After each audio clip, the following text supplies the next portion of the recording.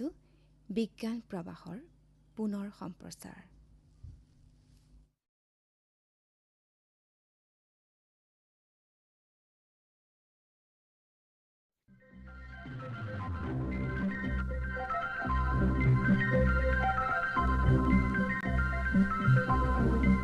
এয়া আকাশবাণী নগাঁও।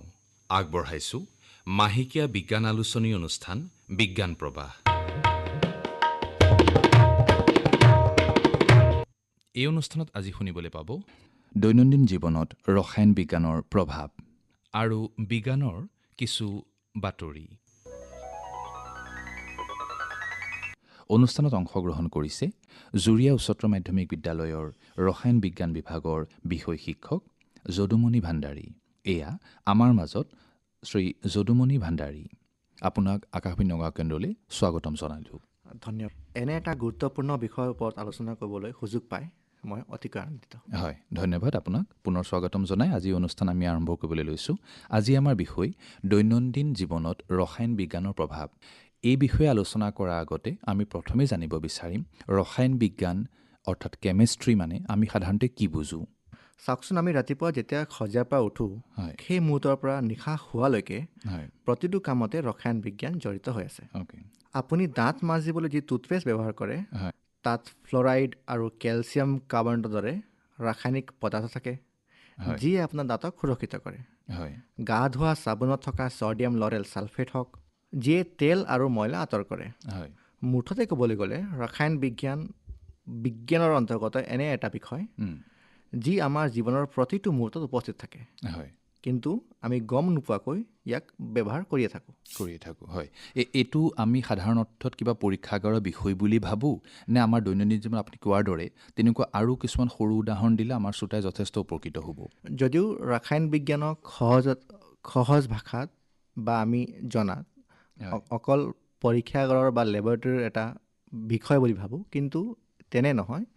আমাৰ দৈনন্দিন জীৱনৰ প্ৰতিটো কাৰ্যতে প্ৰতিটো কামতে ই নিবিড়ভাৱে জড়িত হৈ থাকে। যদি উদাহৰণস্বৰূপে আমি ভাবোঁ যে আমি ৰাতিপুৱা শোৱাৰ পৰা উঠাৰ পিছতে আমি চাহ একাপৰ সদায় আমি খাবলৈ চেষ্টা কৰোঁ বা খাওঁ, কেনেকুৱা ধৰণৰ ৰসায়ন জড়িত হৈ আছে বাৰু যদি ৰাতিপুৱাৰ কথাখিনি আমি আৰম্ভ কৰোঁ। আমাৰ অসমীয়া চাহ, বিশেষকৈ অসমৰ চাহপাতত থকা কেফিন হওক, টেনিন আৰু বিভিন্ন এণ্টি অক্সিডেণ্ট থাকে। এইবোৰ সকলো ৰাসায়নিক পদাৰ্থ। কেফিন হৈছে এক প্ৰকাৰৰ এলকেলইড যি আমাক গোটেই দিন সতেজ অনুভৱ কৰায়। যেতিয়া আমি চাহপাত গৰম পানীত দিওঁ তেতিয়া এটা ৰাসায়নিক প্ৰক্ৰিয়াৰ দ্বাৰা, যাক আমি এক্সট্ৰেকশ্যন বুলি কওঁ, যাৰ ফলত পানীত এই পদাৰ্থবোৰ মিলিত হয়। আৰু যেতিয়া আমি গাখীৰ দিওঁ তেতিয়া গাখীৰৰ প্ৰ'টিন আৰু চেনিৰ লগত আৰু এটা ৰাসায়নিক বিক্ৰিয়া হয় আৰু সেই তেনেকৈ আমি চাহপাত খাওঁ। যদি আহাৰৰ ক্ষেত্ৰত যদি আমি ভাবোঁ বা ৰান্ধনী ঘৰখনত পাকঘৰটোত আমাৰ কি ধৰণৰ ৰসায়ন বিজ্ঞান তাত জড়িত হৈ আছে অলপ জানিব বিচাৰিম। ৰান্ধনীশাল হৈছে এটা জীৱন্ত ৰসায়ন পৰীক্ষাগাৰ। যদিও আমাৰ মা বা বাইদেউসকলে নেজানে, কিন্তু যেতিয়া আমি চাউল সিজাওঁ তেতিয়া শ্বেতসাৰ, যাক আমি কাৰ্বহাইড্ৰেট বুলি কওঁ, পানীৰ সৈতে বিক্ৰিয়া কৰি নৰম হয়। দাইল ৰান্ধোতে প্ৰ'টিন বিভাজিত হয়। আচাৰ সংৰক্ষণত এচিডিক পৰিৱেশে বেক্টেৰিয়াৰ বৃদ্ধি ৰোধ কৰে। দৈ তৈয়াৰ হোৱাটো এটা জৈৱ ৰাসায়নিক প্ৰক্ৰিয়া য'ত লেক্টোবেচিলাছ নামৰ বেক্টেৰিয়াই গাখীৰৰ লেক্টজক লেক্টিক এচিডলৈ পৰিৱৰ্তন কৰে। আনকি বেকিং পাউডাৰত থকা ছডিয়াম কাৰ্বনেটে পিঠা ফুলাত সহায় কৰে। যেতিয়া ইয়াক তাপ দিয়া হয় তেতিয়া কাৰ্বন ডাই অক্সাইড গেছ নিৰ্গত হয়, যিয়ে আমি বিশেষকৈ বিহুত খোৱা পিঠা পনাবোৰ বা ব্ৰেডক অতিকৈ কোমল কৰি তোলে। আৰু সেইকাৰণে সেই কেক বনাওঁতেই হওক বা তেনেকুৱা পিঠা পনা বনাওঁতে ক্ষেত্ৰতেই হওক আমি তেনেকুৱা বেকিং ছ'ডা বা খোৱা ছ'ডা তেনেকুৱা মিহলি কৰোঁ নিশ্চয়। হয়, আমি বেকিং পাউডাৰ মিহলি কৰোঁ, যিয়ে স্পঞ্জি এটা ফিল দিয়ে আমাৰ পিঠা পনাত। বা যে খাৰ, যিটো অসমীয়াৰ খাদ্য সম্ভাৰত থকা এটা পৰিচিত শব্দ যে খাৰ, সেইটো ক্ষেত্ৰত, সেইটো খোৱাৰ ক্ষেত্ৰত কেনেকুৱা ধৰণৰ ৰসায়ন তাত জড়িত হৈ আছে। লগতে এই খাৰটোৰ কেতিয়াবা আমি ক'ৰবাত নিউজ পাওঁ যে অতিমাত্ৰা খাৰ খালেও অসুবিধা হয় বা তেনেকুৱা ধৰণৰ কিবা শুনা পাওঁ, তেনেকুৱা কিবা বিজ্ঞানসন্মত কথা আছে নেকি বাৰু? চাওক, খাৰ এটা ৰাসায়নিক পদাৰ্থ, ৰাসায়নিক যৌগ। কলপাত পোৰাৰ পিছত যিবোৰ আমি ছাই পাওঁ তাত পটাছিয়াম কাৰ্বনেট থাকে। তাক পানীত দি চেকি ল'লে আমি খাৰ পাওঁ। এইটো এটা পৰম্পৰাগত ৰাসায়নিক প্ৰক্ৰিয়া যি আমাৰ অসমীয়া সংস্কৃতিৰ এটা বিশেষ অংশ। খাৰ কেৱল খাদ্যৰ সোৱাদ বঢ়োৱাই নহয়, ই আমাৰ হজম শক্তিও বঢ়ায় আৰু শৰীৰৰ বাবে লাগতিয়াল। ই এটা বিশেষ খনিজ পদাৰ্থ যোগান ধৰে, কিন্তু অতিকৈ খাৰ যদিও খাওঁ হয়তো আমাৰ গাত তাৰ বিশেষ ঋণাত্মক প্ৰভাৱ পৰিব পাৰে। সেইকাৰণে পৰিমাণটো সেইকাৰণে কম কৰি পেলাই খোৱাৰ ব্যৱস্থা আছে নেকি?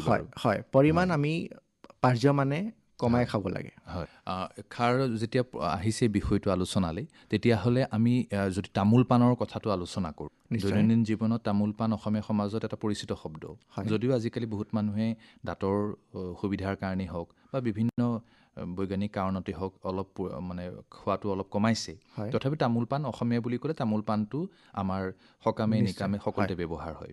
এই তামোল পাণত তাত খোৱাত বা তাত সেৱনত এইটোত মানে কি ৰসায়ন সোমাই আছে বাৰু, তাৰ বিষয়ে অকণ ক'ব নেকি? অসমীয়া সংস্কৃতিত চাহ আৰু তামোল পাণৰ বিশেষ এটা স্থান আছে। আমাৰ যদি অতিথি আহে আমি চাহ দিয়াৰ পিছত তামোল দিয়াৰ ব্যৱস্থা কৰোঁৱেই। তামোলত এৰিকলিন নামৰ এক প্ৰকাৰৰ এলকেলয়েড থাকে। পাণৰ পাতত চেভিকল নামৰ তেল থাকে, যাৰ এণ্টিছেপ্টিক গুণ আছে। চূণত আমি জানোৱেই কেলছিয়াম হাইড্ৰক্সাইড থাকে, যি এলকেলাইন প্ৰকৃতিৰ হয়। যেতিয়া আমি এইবোৰ একেলগে চুবাওঁ তেতিয়া এটা বিশেষ ৰাসায়নিক বিক্ৰিয়া হয়, যাৰ ফলত মুখত এটা বিশেষ সোৱাদ আৰু ৰং উৎপন্ন হয়। কিন্তু মই আমাৰ শ্ৰোতাসকলৰ জ্ঞাতাৰ্থে ক'ব বিচাৰোঁ যে অত্যাধিক তামোল পাণ সেৱন স্বাস্থ্যৰ বাবে হানিকাৰক হ'ব পাৰে, কাৰণ ই মুখৰ কৰ্কট ৰোগৰ কাৰণ হ'ব পাৰে। গতিকে শ্ৰোতা বন্ধুসকলে তামোল সেৱন নিশ্চয়কৈ ভাবি চিন্তিহে খোৱাটো মই বিচাৰোঁ। যদিও আমাৰ অসমীয়া সংস্কৃতিৰ লগত অসমীয়া সমাজৰ লগত এটা পৰিচিত বস্তু তামোল পাণ, তথাপিও আমি যিমানখিনিলৈকে পাৰোঁ, যিহেতু আমি এতিয়া সজাগ, গতিকে আমি যিমান পাৰোঁ চেষ্টা কৰিব পাৰোঁ যে যদি তাক কমকৈ সেৱন কৰিব পাৰোঁ, কমকৈ চুবাব পাৰোঁ, তাৰ কাৰণে আমাৰ স্বাস্থ্যৰ কাৰণেই ভাল। আপুনি ভাল পৰামৰ্শ দিছে, তাৰ বাবে ধন্যবাদ। আমি এইখিনি কথা আলোচনা কৰাৰ লগতে এতিয়া যিহেতু সাৱধানবাণী আমি পালোঁ যে এইবোৰ বেছিকৈ খালে আমাৰ অসুবিধা হ'ব পাৰে, গতিকে আমি যে ঔষধৰ ক্ষেত্ৰখনলৈ যাওঁ, তে ঔষধৰ ক্ষেত্ৰখনত আমি কেনেকুৱা ধৰণৰ ৰসায়নৰ প্ৰভাৱ দেখা পাইছোঁ অলপ জনাবচোন। ঔষধ বা স্বাস্থ্যসেৱাত ৰসায়ন বিজ্ঞান এটা অপৰিহাৰ্য বিষয়। নানা ধৰণৰ ঔষধ লওঁ, যেনে পেৰাচিটামল হওক বা বিভিন্ন ধৰণৰ এণ্টিবায়'টিক হওক, প্ৰতিটো ঔষধতেই ৰাসায়নিক যৌগ থাকে বা প্ৰতিটো ঔষধেই এক ধৰণৰ ৰাসায়নিক যৌগ। এনেস্থেচিয়া হওক বা জীৱন ৰক্ষাকাৰী অস্ত্ৰোপচাৰ হওক, আনকি ভেকচিনৰ উৎপাদন হওক, সকলো ৰসায়ন বিজ্ঞানৰ অৱদান। উদাহৰণস্বৰূপে ডায়েবেটিছৰ ৰোগীয়ে লোৱা ইনচুলিন। আগতে ইনচুলিন পশুৰ অগ্নাশয়ৰ পৰা আহৰণ কৰা হৈছিল, কিন্তু এতিয়া জৈৱ ৰাসায়নিক প্ৰযুক্তিৰ দ্বাৰা বেক্টেৰিয়াত মানৱ ইনচুলিন জিন সংযোজন কৰি ইনচুলিন উৎপাদন কৰা হয়। এইটো এক বিপ্লৱী আৱিষ্কাৰ, যিয়ে লাখ লাখ ডায়েবেটিছ ৰোগীৰ জীৱন সহজ কৰি তুলিছে। আনকি আমাৰ শৰীৰৰ ভিতৰতো নিৰন্তৰ ৰাসায়নিক বিক্ৰিয়া চলি থাকে। আমি গম নোপোৱাকৈ আমাৰ পেটত আহাৰ হজম হয়, অক্সিজেনৰ পৰিবহণ হয়, হৰম'ন প্ৰতিটো মুহূৰ্তত নিঃসৰণ হৈ আছে। এইবোৰ সকলো জৈৱ ৰাসায়নিক বিক্ৰিয়া। আমাৰ অসমৰ পৰম্পৰাগত ঔষধ যেনে তুলসী পাত হওক, আদা হওক, হালধি থকা কুৰকুমিন বা জিঞ্জাৰল হওক, এইবোৰো একোটা ৰাসায়নিক যৌগ, যাৰ ঔষধিৰ গুণ আছে। গাখীৰৰ ক্ষেত্ৰত এটা সম্পূৰ্ণ আহাৰ বুলি পেলাই কোৱা হয়, আৰু সেই গাখীৰৰ লগত আমি কোনো সময়ত হালধি মিহলি কৰি পেলাইও খোৱাৰ আমি দেখা পাওঁ, বা সেইটো উপকাৰী বুলি পেলাই বহুজনে ব্যক্ত কৰে বা আমিও প্ৰমাণ পাইছোঁ। গতিকে এইটো ক্ষেত্ৰত তাত কি মানে ৰসায়নটো সোমাই আছে, যাৰ কাৰণে মানুহে এইটোক ঔষধি বস্তু বুলি বা ঔষধি গুণ থকা এটি পানীয় বুলি পেলাই গণ্য কৰে। হালধি মিহলোৱা গাখীৰ এক বিশেষ ধৰণৰ ঔষধ। হালধিত থকা কাৰ্কিউমিন হৈছে এক শক্তিশালী এণ্টি অক্সিডেণ্ট আৰু এণ্টি ইনফ্লেমেটৰী যৌগ। গাখীৰত থকা প্ৰ'টিন আৰু কেলছিয়ামৰ লগত মিলি এক উত্তম পুষ্টিকৰ পানীয় হিচাপে আমি গ্ৰহণ কৰিব পাৰোঁ। আমাৰ পূৰ্বপুৰুষসকলে হয়তো ৰসায়ন বিজ্ঞান নাজানিছিল, কিন্তু তেওঁলোকৰ অভিজ্ঞতাই এই ৰাসায়নিক সত্যবোৰ আৱিষ্কাৰ নিশ্চয়ভাৱে কৰিব পাৰিছিল। আৰু হালধি হৈছে এটা শক্তিশালী এণ্টি অক্সিডেণ্ট আৰু ইনফ্লেমেটৰী এটা যৌগ। মানে ইনফ্লেমেটৰী মানে ফুলি নোযোৱা যদি ক'বা অংগত যদি আমাৰ ফুলি আছে সেই ফুলাটো অলপ কমাই দিব, ৰোধ কৰে। এই যেনেকৈ আমি দুখ পোৱাৰ পিছত যে আমি যেনেকৈ হালধি সানি থওঁ, গতিকে ই মানে এক্সটাৰ্নেলিও কাম কৰে আৰু ইণ্টাৰনেলিও কাম কৰে। যদি আমি গাখীৰ মিহলোৱা হালধি মিহলোৱা গাখীৰ খাওঁ তেতিয়া যদি আমাৰ শৰীৰত ক'ৰবাত ইনফ্লেমেশ্যন থাকে সি ৰোধ কৰিবলৈ পাৰজামানে চেষ্টা কৰে। পোনপটীয়াভাৱে জড়িত আমাৰ পৰিৱেশ আৰু কৃষি। এতিয়া যদি পৰিৱেশ আৰু কৃষি ক্ষেত্ৰখনলৈ যদি আমি আগবাঢ়োঁ তেতিয়া তাত ৰসায়ন বিজ্ঞান অৰ্থাৎ কেমেষ্ট্ৰিয়ে কেনেকৈ অৰিহণা যোগাইছে অকণমান ক'বচোন। এটা বহুত গুৰুত্বপূৰ্ণ আপুনি প্ৰশ্ন কৰিলে। বিশেষকৈ যদি আমি কৃষিৰ ক্ষেত্ৰত আহোঁ, ইউৰিয়া হওক, পটাছ, ফচফেট এইবোৰ ৰাসায়নিক সাৰ আৰু এইবিলাক সাৰে শস্যৰ উৎপাদন বৃদ্ধি কৰে আৰু খাদ্য সুৰক্ষাত সহায় কৰে। কীটনাশকে শস্যক কীট পতংগৰ পৰা ৰক্ষা কৰে, কিন্তু অত্যাধিক ব্যৱহাৰে মাটি আৰু পানী প্ৰদূষিত কৰিব পাৰে। সেয়ে এতিয়া সেউজ ৰসায়ন, যাক আমি ইংৰাজীত গ্ৰীণ কেমেষ্ট্ৰি বুলি কওঁ, তাৰ ওপৰত অলপ গুৰুত্ব বেছি দিয়া হৈছে। জৈৱিক সাৰ, জৈৱিক কীটনাশক উন্নয়ন কৰা হৈছে যিবোৰ পৰিৱেশৰ বন্ধু। ৰাসায়নিক সাৰ আৰু কীটনাশকৰ সঠিক আৰু সীমিত ব্যৱহাৰ প্ৰয়োজন। অত্যাধিক ব্যৱহাৰে মাটিৰ উৰ্বৰতা নষ্ট কৰিব পাৰে, পানী প্ৰদূষিত কৰিব পাৰে আৰু আমাৰ স্বাস্থ্যৰ বৃহত্তৰ ক্ষতি কৰিব পাৰে। সেয়ে জৈৱিক খেতি বা অৰ্গেনিক ফাৰ্মিং অতি উত্তম। পৰিৱেশ সংৰক্ষণতো ৰসায়ন বিজ্ঞানৰ ভূমিকা অপৰিসীম। যেনে প্লাষ্টিকৰ পুনৰ ব্যৱহাৰযোগ্য কৰা, জৈৱ বিশ্লেষণযোগ্য প্লাষ্টিকৰ উৎপাদন কৰা, প্ৰদূষিত পানী পৰিশোধন কৰা, বায়ু প্ৰদূষণ নিয়ন্ত্ৰণ, এই সকলো ক্ষেত্ৰত ৰসায়ন বিজ্ঞানীসকলে অহৰহ কাম কৰি আছে। এতিয়া প্লাষ্টিক এটা গুৰুত্বপূৰ্ণ বিষয় বৰ্তমান সমাজত। প্লাষ্টিক পলিথিনে যথেষ্ট আমাৰ প্ৰদূষণ বৃদ্ধি কৰাত সহায় কৰিছে। তথাপিও আমি প্লাষ্টিক বা পলিথিন দোকানখনৰ পৰা নাপালেই আমি অকণমান ক্ৰোধান্বিত হওঁ, দোকানীক কওঁ যে প্লাষ্টিক কিয় নিদিয়ে। কিন্তু আমি এফালে প্লাষ্টিক ৰোধ কৰিবৰ কাৰণে আমি প্ৰচেষ্টা অব্যাহত ৰাখিছোঁ। আশা কৰিছোঁ চৰকাৰে ইয়াৰ ওপৰত এটা পদক্ষেপ ল'ব। গতিকে এই প্লাষ্টিকৰ ক্ষেত্ৰত যিটো ৰসায়ন সোমাই আছে বা ইয়াৰ ব্যৱহাৰৰ ফলত কি কি কুপ্ৰভাৱ হয়, শ্ৰোতাই যদিও জানে, আপুনি যদি অলপ সৰল ভাষাত কৈ দিয়ে আমাৰ কাৰণে সুবিধা হ'ব। চাওক, প্লাষ্টিক আমাৰ দৈনন্দিন আধুনিক জীৱনৰ এক অবিচ্ছেদ্য অংশ হৈ পৰিছে। প্লাষ্টিকৰ অবিহনে আমি চাগে জীৱন এতিয়া কল্পনা কৰিব নোৱাৰিম। কিন্তু ইয়াৰ পৰিৱেশীয় প্ৰভাৱ অতি গুৰুতৰ। প্লাষ্টিকৰ সমস্যা ৰসায়ন বিজ্ঞানে সৃষ্টি কৰিছে আৰু ৰসায়ন বিজ্ঞানে ইয়াৰ সমাধানো দিব পাৰে। বৰ্তমান জৈৱ বিশ্লেষণযোগ্য প্লাষ্টিক, যাক আমি ডিকম্প'জেবল বুলি কওঁ সৰল ভাষাত, উন্নয়ন কৰা হৈছে, যিবোৰ প্ৰকৃততে সহজে বিশ্লেষিত হয় বা ডিকম্প'জ হয়। উদাহৰণস্বৰূপে PLA বা পলিলেক্টিক এচিড, ই এক ধৰণৰ পলিমাৰ হয় যিটো শস্যৰ শ্বেতাসাৰৰ পৰা তৈয়াৰ কৰা হয়। ইয়াৰ উপৰিও প্লাষ্টিক পুনৰ ব্যৱহাৰযোগ্য কৰাৰ উন্নত পদ্ধতি উন্নয়ন কৰা হৈছে। আনকি এইকেইদিনতে বৈজ্ঞানিকসকলে এনে কিছুমান বেক্টেৰিয়াও আৱিষ্কাৰ কৰিছে যিয়ে প্লাষ্টিক খাব পাৰে। এইবোৰ হৈছে ভৱিষ্যতৰ কাৰণে মানৱ জগতৰ আশাৰ ৰশ্মি। মানে প্লাষ্টিকো যিহেতু আমি জানো যে প্লাষ্টিক বহু বছৰ মাটিৰ তলত থাকিলেও সি পচি নাযায়, গতিকে এনেকুৱা ধৰণৰ বেক্টেৰিয়া আৱিষ্কাৰৰ পথত যি প্লাষ্টিকো মানে নাইকিয়া কৰি দিব পাৰে। প্লাষ্টিকক খাব পাৰে আৰু প্লাষ্টিকক ডিকম্প'জ কৰাত সহায় কৰিব পাৰে। আশা কৰিছোঁ তেনেকুৱা পদক্ষেপ লওক সকলো ফালৰ পৰা, আৰু আমি যাতে প্লাষ্টিক বা পলিথিন কমকৈ ব্যৱহাৰ কৰোঁ তাৰ প্ৰতি আমি গুৰুত্ব আৰোপ কৰোঁ। এইখিনিতে যদি আৰু এটা বিষয়লৈ আমি যাওঁ, যে বিভিন্ন ধৰণৰ আমাৰ ঘৰুৱা কামত ব্যৱহাৰ কৰা প্ৰসাধন জাতীয় সামগ্ৰী হওক, চাবোন হওক, চেম্পু হওক, তাত আমি বিভিন্ন ধৰণৰ কেমিকেলছ তাত আমি দেখা পাওঁ মিহলি হৈ আছে। তাতো নিশ্চয় ৰসায়ন বিজ্ঞান সোমাই আছে। নিশ্চয়। প্ৰসাধন উদ্যোগ সম্পূৰ্ণৰূপে ৰসায়ন বিজ্ঞানৰ ওপৰত নিৰ্ভৰশীল।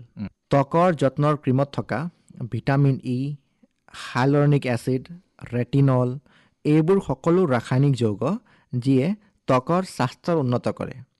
চেম্পুত থকা ছাৰ্ফেক্টেণ্টে চুলিৰ তেল আঁতৰ কৰে।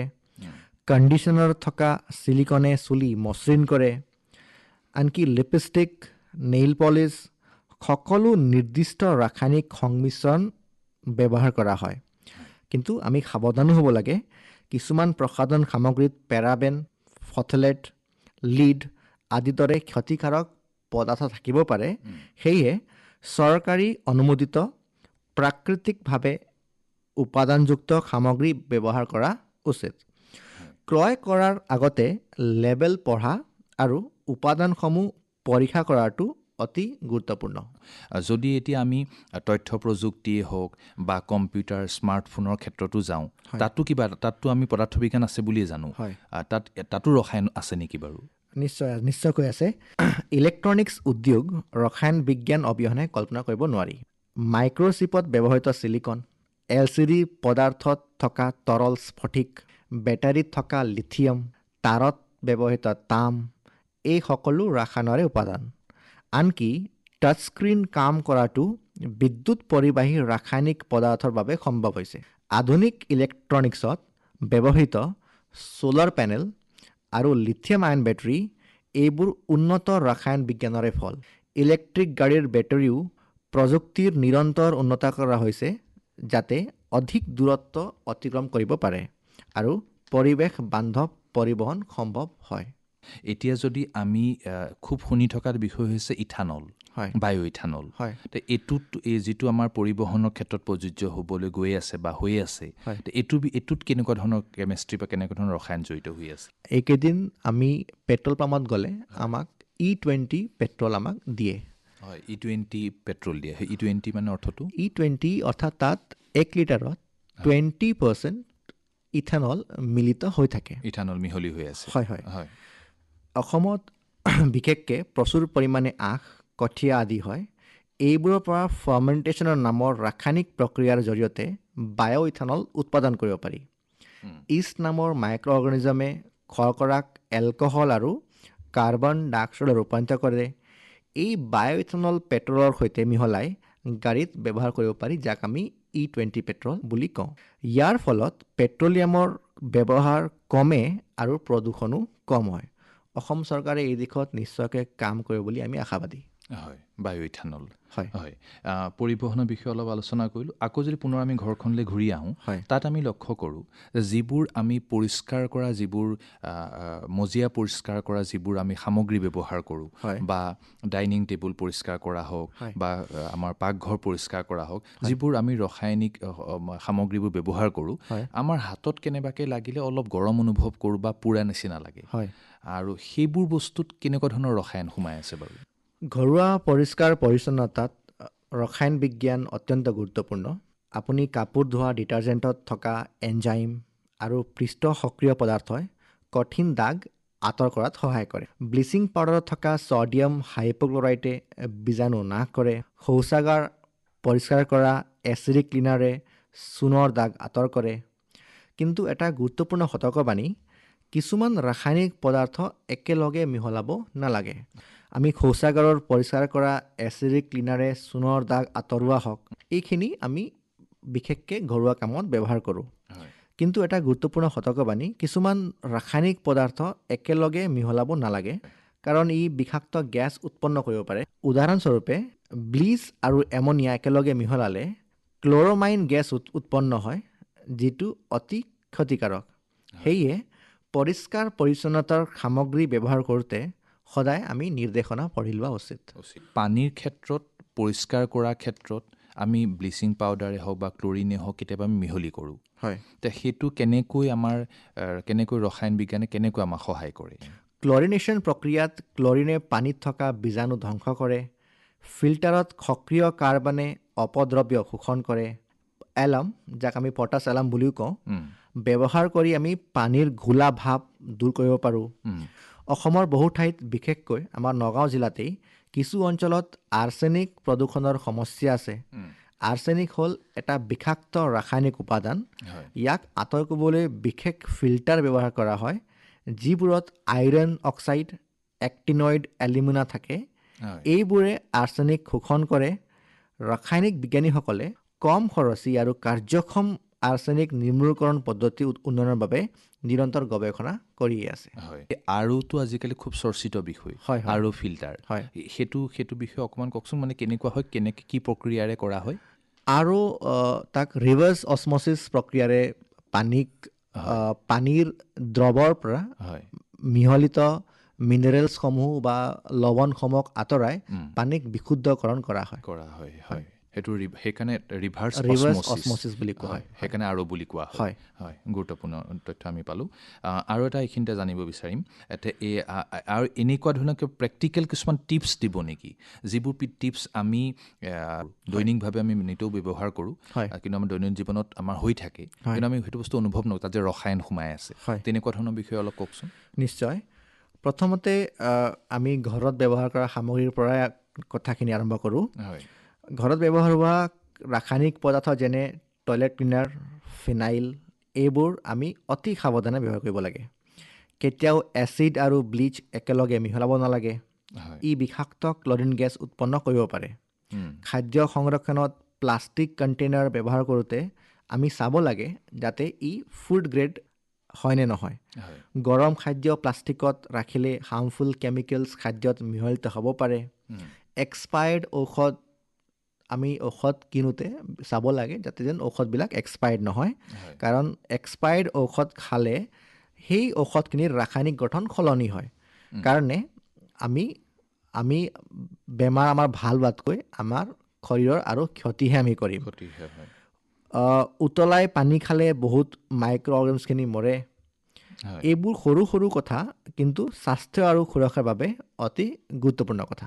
হয়, মানে এইখিনিতে মই আপুনি যিটো উল্লেখ কৰিলে যে প্লাষ্টিকত পৰাপক্ষত নাখালে ভাল, সেইকাৰণে আজিকালি অনুষ্ঠানত, বিভিন্ন ধৰণৰ অনুষ্ঠানত আমি যিবোৰ ভোজপাত বা আমি ডিছপ'জেবল প্লেট ব্যৱহাৰ কৰোঁ, তাত কিছুমান আজিকালি এনেকুৱা ডিছপ'জেবল আহিছে য'ত প্লাষ্টিকৰ প্ৰলেপটো নাথাকে আৰু সি সহজে মাটিৰ লগত মিহলি হৈ যায়।